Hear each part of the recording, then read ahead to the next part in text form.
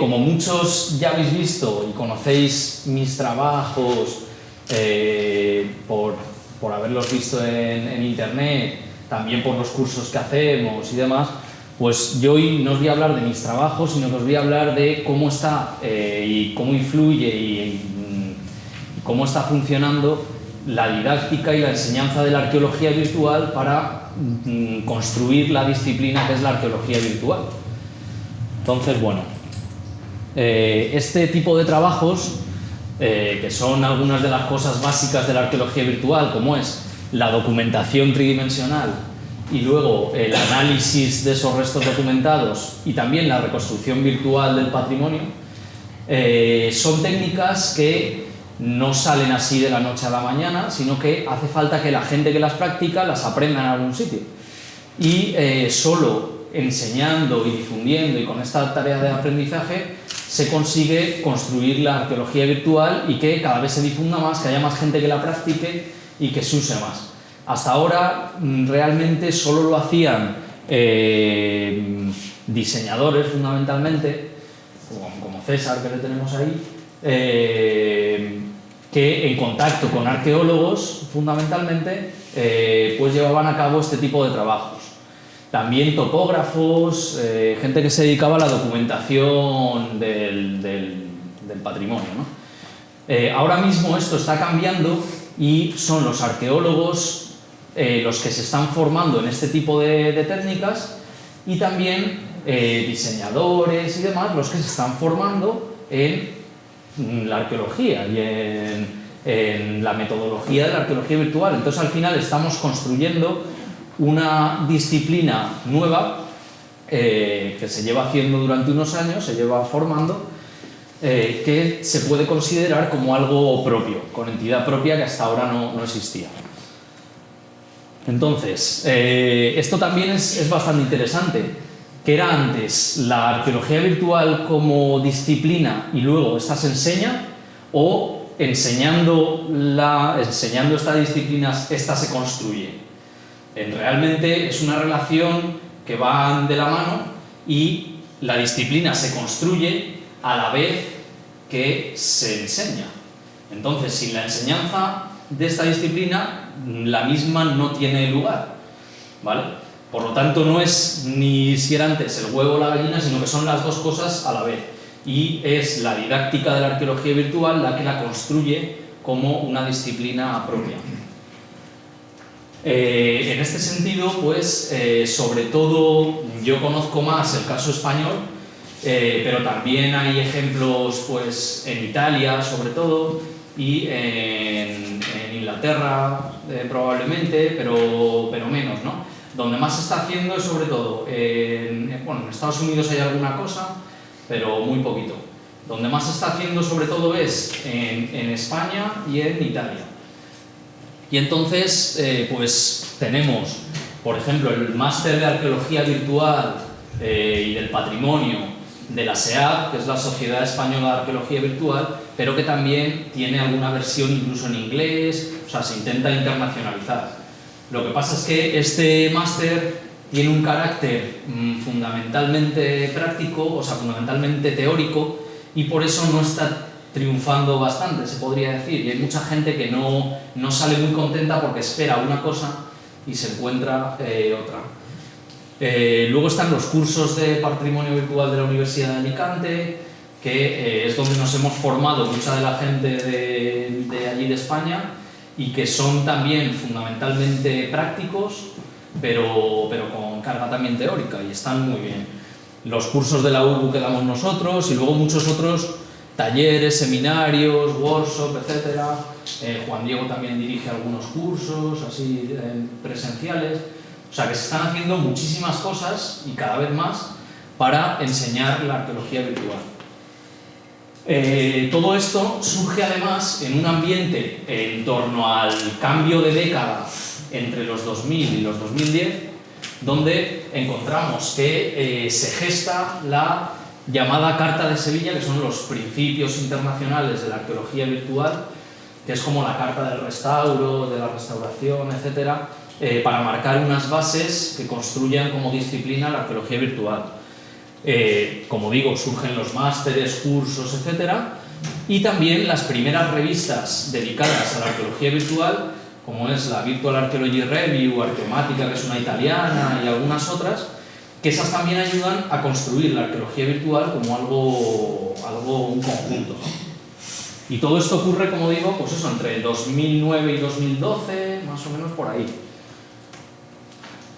Y ahora, simplemente y de forma sencilla, pues, y a partir de mi experiencia, que llevo ya unos años pues dando clases de esto y demás, pues voy a resumir aquí algunas claves, 10 claves de la didáctica de esta disciplina de la arqueología virtual, desde mi punto de vista, ¿no?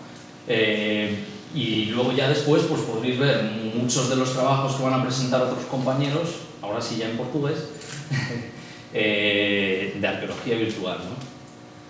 Vale, entonces, la primera es que la enseñanza en arqueología virtual aporta una construcción de posibilidades que fundamentalmente, y la primera que se nos viene a la cabeza, es trabajo. La arqueología virtual ahora mismo es una de las ramas de la arqueología que más posibilidades tiene para desempeñar de forma profesional. Y de hecho, pues algunos alumnos, por ejemplo el otro día un alumno de México me decía que los últimos años, las únicas oportunidades de trabajo que había tenido habían sido por los cursos que les habíamos dado, por la arqueología virtual y por las técnicas que habían aprendido. Entonces, tal y como están las cosas actualmente en todo el mundo, se podría decir, pues la arqueología virtual es uno de los mejores campos de posibilidad para encontrar trabajo, lo que ya es un añadido bastante importante, ¿no? Pero no se tiene que quedar solo aquí, porque claro, hay mucha gente que se apunta a lo mejor a los cursos diciendo es que quiero saberlo ya, para ya tener un encargo de tal. Y es que, o incluso que se apuntan sin saber nada porque ya tienen un encargo de algo. Dicen, uy, es que me han encargado por fotogrametría hacer esto, pero es que no tengo ni idea de fotogrametría. Y claro, también dices, cuidado porque con apuntarte a un curso de esto, a lo mejor, o sea, es un trabajo que conlleva tiempo, no es magia y no por apuntarte ya vas a poder hacer cosas maravillosas, ¿no? Pero bueno, sí que se ponen las bases para poder construir al final una alternativa de trabajo. Luego, en segundo lugar puede ser, y una clave muy importante y que gusta mucho a los alumnos, y yo lo digo como alumno también que fui en su momento, es la posibilidad de aprender un nuevo lenguaje, que es el lenguaje del 3D, y de la virtualización, de la documentación en 3D. Esto es algo que nos parece, antes de entrar en este mundo y poder hacerlo, nos parece prácticamente magia. Lo vemos así, decimos, ¿cómo se hará esto? O sea, es fascinante, pero es algo que no entiendes, no sabes cómo se hace eso. En cambio, cuando ya te abren la mente para saber pues, que esto se hace con fotogrametría de tal manera, esto se puede reconstruir así, pues como que ya has aprendido un nuevo lenguaje para comunicarte y para comunicar el patrimonio, ¿no? Entonces esto fascina, y a mí el primero, cuando lo aprendes al principio, ¿no? Que dices, claro, te das cuenta de que puedes hacer una serie de cosas que hace relativamente poco tiempo no podías hacer. Entonces, ofrecer eso a los alumnos también es fundamental. Luego, un tercer punto también de los más importantes es que se está haciendo la didáctica de la arqueología virtual de una forma que ayuda a construir comunidad con mucha fuerza, ¿no?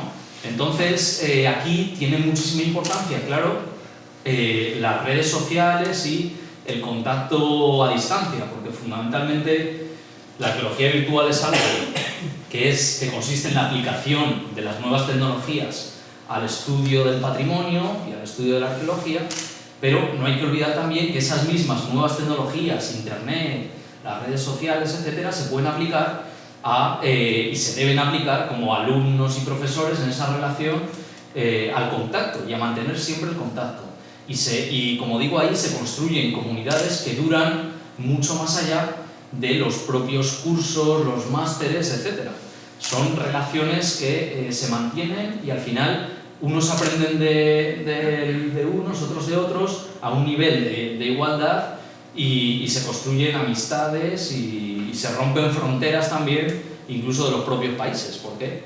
Yo estoy aquí, por ejemplo, en parte por eso, o fui hace poco a Ecuador también a dar un curso y no es solo llegar a dar un curso, contar el rollo y ya está, sino que construyes lazos que van más allá de eso y que pueden acabar también en relaciones profesionales.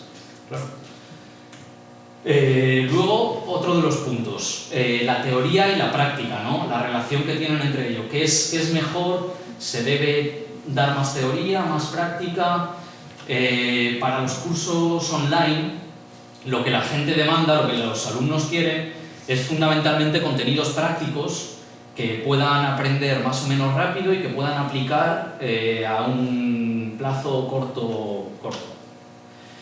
Entonces, eso es también importante tenerlo en cuenta. Si se organizan cursos online, sobre todo, que son solo teóricos o mayoritariamente teóricos, no tienen casi acogida, porque la gente no está ahora mismo las cosas como para pagar solo por tener conocimientos teóricos, aunque sea un poco triste decirlo, pero es así. La gente quiere herramientas que pueda usar casi al momento. Entonces eso es bastante importante, pero no hay que olvidar aún así la teoría, porque es la que fundamenta la práctica. Y sobre todo en arqueología virtual, que está ahora naciendo como disciplina o desarrollándose, pues si no se pone por delante y se pone en un lugar importante la teoría que fundamente que una reconstrucción virtual tiene que ser así, no de otro modo, etc., pues se pierde un poco el norte. Entonces eso es importante también. Pero claro, pues como os comentaba, el máster de la SEAD, que es prácticamente en un 90-80% teórico, pues defrauda un poco, según nos ha contado la gente, porque esperan algo mucho más práctico. Entonces hay que saber encontrar un poco el equilibrio, y en arqueología virtual se suele decantar más por lo práctico que por lo teórico, para que funcione bien. Esto nos lleva al otro punto, que es el de la necesidad de estandarizar metodologías, que esto es una parte teórica, por así decir, de la arqueología virtual que no se ha hecho hasta ahora. Es decir, no solo contar teoría antigua o lo que sea, sino crear esa propia teoría. Entonces eso también es bastante interesante, porque como está desarrollándose y naciendo la arqueología virtual, hay que crear esos mecanismos teóricos que unan los trabajos de todos. No puede ser que yo reconstruya como quiera, otro como quiera, y solo muestre así el resultado final y no sabe nadie nada más de cómo lo has hecho ni nada. Pues no. Se están ahora trabajando, y en esto también pues con Carlos y con César, etcétera, pues estamos trabajando bastante para hacer, este es el ejemplo de la escala de colores para mostrar la evidencia histórico-arqueológica de una reconstrucción virtual. Y es tan sencilla como cuanto más frío, o sea, más color más frío, más azul, menos evidencia histórico-arqueológica o evidencia menos fuerte, y cuanto más cálido, pues evidencia más fuerte. Entonces, algo así de sencillo, pues hay que estandarizarlo, etcétera, y luego, gracias a los cursos y a la didáctica, se pueden enseñar todas estas herramientas y la gente las aplica. Lo mismo con las fichas de levantamiento fotogramétrico, ¿no? La gente hace, o de levantamiento láser, la gente hace modelos láser o modelos fotogramétricos. Hasta ahora se han hecho muchos, pero nunca se ha dejado una ficha estándar para que quede reflejado cómo se ha hecho y demás. Entonces, eso también lo estamos potenciando desde hace tiempo, el apuntar en fichas bien todas las características de cómo se hace un levantamiento, para ir estandarizando la metodología. Luego, online y presencial, ¿no? El sexto punto. En los cursos, másteres, etcétera, en la educación de arqueología virtual, se está potenciando mucho lo online últimamente, pero porque es mucho más fácil, es más sencillo, la gente a la que le interesa normalmente está separada, entonces si haces algo presencial, pues obviamente va menos gente y puede tener dificultades para moverse, etcétera. Entonces lo online se está potenciando mucho, pero lo presencial también tiene una pequeña parte y está surgiendo bastante. ¿Qué es mejor, online o presencial? Pues según mi experiencia, lo mejor suele ser una mezcla de ambos, en los que sea un curso con una parte fundamental online o bastante online, pero que luego también tenga talleres presenciales o cosas presenciales. Presencial se pueden hacer bien pues algunos talleres, workshop, etcétera, de una semana, de 2 o así. Pero yo, por ejemplo, que he estado dando un curso totalmente presencial en Ecuador hace poco, que era de un mes entero, intensivo, etcétera, pues lo he tenido luego que acompañar sí o sí con material online, porque si no, estas cosas de arqueología virtual se las puedes contar en una semana a una persona, a alguien, a un alumno, cómo se hace tal cosa en Blender o lo que sea, pero si no les das un soporte online para que luego puedan volver a recordarlo, se te olvida a la semana siguiente. Entonces, es muy necesario y viene muy bien lo online. Lo online, por ejemplo, pues lo tienes ahí, lo puedes ver cuantas veces quieras, repasar cuantas veces quieras, y además otra cosa, la comunicación entre los profesores y los alumnos, o entre los propios alumnos, etcétera, en los cursos online que desarrollamos, en otros no sé cómo se hará, pero a los alumnos les gusta mucho en los que hacemos nosotros, porque la comunicación es continua y la cercanía también hay mucha cercanía, no es algo que les demos los materiales y ya se olviden, ¿no? Entonces hay mucha relación y se hace muy cercano. El séptimo punto, y lo he querido separar también, es eso, la importancia de los videotutoriales para enseñar cosas de arqueología virtual, y porque es lo que yo os comentaba, allí en Ecuador pues les he tenido que dejar a los alumnos materiales que ya les había contado en clase, claro, pero que si ellos no lo tenían luego en videotutoriales, pues se les olvidaba, claro, y es normal, porque son cosas un poco complejas que se te olvidan si no lo ves varias veces. Entonces, complementar todo con videotutoriales es muy recomendable. Así como también hacer videotutoriales sobre temas concretos y difundirlos por internet, ¿no? Ese es otro tipo de didáctica. Luego, en octavo lugar, como digo, la disponibilidad prácticamente las 24 horas del día, los 7 días a la semana. Esta es una de las claves más importantes de la educación de arqueología virtual, sobre todo online, claro, porque el alumno online necesita solucionar las dudas muchas veces lo más rápido posible. Entonces, en cuanto te mandan un mensaje, en cuanto te mandan lo que sea, tienes que estar ahí para responderlo lo más rápido que se pueda. Y esto es algo que si lo haces bien, pues los alumnos lo agradecen enormemente, claro. Porque hay en muchos otros cursos, como os digo, en los que mandas un email al profesor y te tarda una semana o por ahí en responder, y eso es que ya le cortas el ritmo al alumno, y en los cursos, sobre todo online, el alumno es el que tiene que poner el ritmo. Tú solo le das los materiales, etcétera, pero la capacidad de poner el ritmo para enseñar es suya, entonces tienes que estar prácticamente pendiente las 24 horas. Y luego, por supuesto, también en noveno puesto, el estar actualizado. Actualizar es fundamental, porque, y más en arqueología virtual, que es algo que tiene tanto que ver con software, programas informáticos, etcétera, nuevas posibilidades, nuevas herramientas, con la tecnología y las nuevas tecnologías, pues no te puedes quedar atrás, porque si a un alumno le estás enseñando técnicas o software que ya están desfasados, se va a encontrar luego con que no le han servido esas herramientas ya antiguas. Entonces hay que estar siempre al día, y esto también pues tiene su dificultad, ¿no? Pero también te ayuda como profesor a estar tú mismo actualizado. Mucha gente que no tiene esa relación con la enseñanza de la arqueología virtual al final se acaba desfasando porque no se pone al día, no le interesa ponerse al día, ¿no? Mientras tenga sus herramientas, pero claro, nosotros sí que tenemos que estar continuamente actualizándonos, ¿no? Y luego, en décimo lugar, y algo que no se hace demasiado y que igual se podría profundizar más en esto, es lo de la llamada gamificación, que es también algo que se habla mucho últimamente en relación con la didáctica, etc. Y consiste en pues establecer la dinámica de la educación como si fuera una especie de juego. Y esto se hace pues poniendo distintas pruebas, distintos métodos de evaluación, distintos tipos de materiales, etc. La idea es hacer que el alumno nunca se aburra y que aprenda sin aburrirse. Obviamente esto no consiste en banalizar todo lo que tenemos, ¿no? Y la educación, sino en hacerla más dinámica, ¿no? Y en esto se podría profundizar más y poner, no sé, distintos niveles, hacerlo todo como si fueran escenas de un videojuego, pero para aprender, ¿no? Y no sé, o sea, se podría repensar esto, sobre todo para el online.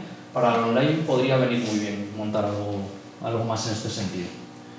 Y luego, bueno, ya para acabar, pues eso, preguntarnos un poco si toda esta difusión y enseñanza de la arqueología virtual tiene límites, ¿no? ¿Hasta dónde llega? ¿Va a ser esto eterno, infinito? Pues no sé, hay gente que lo ve con más pesimismo y con más cuidado y más recelosa, y gente pues que también está más abierta a lo que pueda surgir. Yo creo que también tiene que ser esto, los límites los marcará el tiempo y los marcará lo que vayamos haciendo. Hay mucha gente que dice, uy, no, mejor no voy a enseñar cómo hacer o no voy a difundir tanto esto, porque claro, si difundo mucho cómo se trabaja en Blender o cómo se hace fotogrametría, etc., al final esa gente me va a quitar el trabajo, porque van a hacer los proyectos que yo podía haber hecho así. Pero bueno, si piensas de esa manera, al final te acabas quedando tú en tu burbuja y te acabas quedando tú mismo perdido, ¿no? Entonces creo que para mejorar, también puedes mejorar tú mismo enseñando a los demás lo que tú conoces, difundiéndolo todo lo que se pueda, y eso te hará también a ti avanzar, ¿no? Creo que ese es el camino un poco que hay que tener, y si se acaban, o si ya todo el mundo sabe fotogrametría y no hay que enseñarlo más, pues se enseñará otra cosa, ¿no? Entonces siempre habrá algún camino. O sea, que más que la vía de estar irrecelosos y no hacer cosas o no enseñar técnicas que solo tú sabes, como si esto fuera de la masonería o algo así, pues no. O sea, lo mejor es hacerlo lo más abierto posible, porque como hemos hablado o han comentado antes, esto tiene mucho que ver con la arqueología pública y hacer participar al público de la arqueología también con la arqueología virtual. Entonces, enseñar la fotogrametría, pues como a quien se enseña a dibujar y demás, puede ser algo que se vaya haciendo en los distintos más adelante, ¿no? Y eso, o sea, el camino está abierto y hacia adelante para ir construyendo cosas distintas. Así que nada, pues muchas gracias a todos.